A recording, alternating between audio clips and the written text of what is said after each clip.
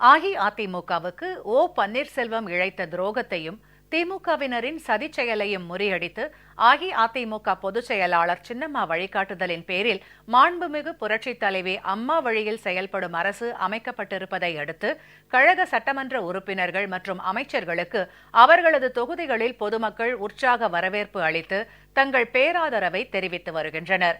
விழுப்புரம் மாவட்டத்திற்கு வருகை தந்த அமைச்சர் திரு சி.வி. சண்முகத்தை வரவேற்று பட்டாசுகள் வெடித்தும் மேளதாளங்கள் முழங்க உற்சாக வரவேற்பு அளித்தனர். இதில் ஆயிரக்கணக்கான கழக தொண்டர்கள், பொதுமக்கள், பெண்கள் என அனைத்து தரப்பினரும் வரவேற்பு அளித்தனர். அதனைத் தொடர்ந்து விழுப்புரம் வடக்கு மாவட்ட கழக அலுவலகத்தில் அலங்கரித்து வைக்கப்பட்டிருந்த மறைந்த மாண்புமிகு முதலமைச்சர் அம்மாவின் திருவுருவப் படத்திற்கு அமைச்சர் மலர்தூவி மரியாதை செலுத்தினார். விழுப்புரம் நகராட்சி அலுவலகம் அருகே எம்ஜிஆர் சிலைக்கு மாலை அணிவித்து மரியாதை செலுத்தினார்.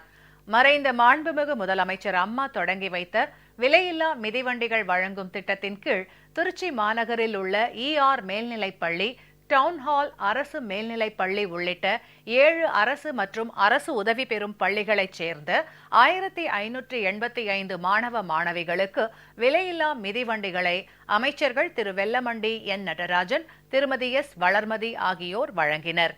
இந்நிகழ்ச்சியில் பள்ளி கல்வித்துறை அதிகாரிகள் மற்றும் மாணவ மாணவிகள் கலந்து கொண்டனர். திருச்சி மாவட்டம் மணச்சநல்லூர் தொகுதிக்கு உட்பட்ட அரசு ஆண்கள் மேல்நிலைப் பள்ளி மற்றும் அரசு பெண்கள் மேல்நிலைப் பள்ளிகளில் பயிலும் 1102 மாணவ மாணவிகளுக்கு விலையில்லா மிதிவண்டிகளை சட்டமன்ற உறுப்பினர் திருமதி பரமேஸ்வரி முருகன் வழங்கினார்.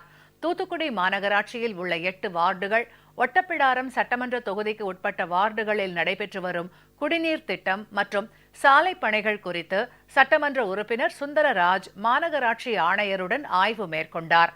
தஞ்சை தெற்கு மாவட்டத்திற்கு உட்பட்ட மதுக்கூர் ஒன்றியம் பட்டுக்கோட்டையில் சட்டமன்ற உறுப்பினர் திரு சி.வி. சேகருக்கு கழக தொண்டர்களும் பொதுமக்களும் உற்சாக வரவேற்பு அளித்து வரவேற்றனர். முன்னதாக பட்டாசுகள் வெடித்து பொதுமக்களுக்கு இனிப்புகள் வழங்கப்பட்டது.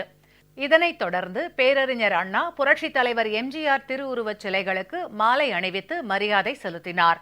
பின்னர் மதுக்கூர் ஒன்றிய கழக புதிய அலுவலகத்தையும் திறந்து வைத்தார்.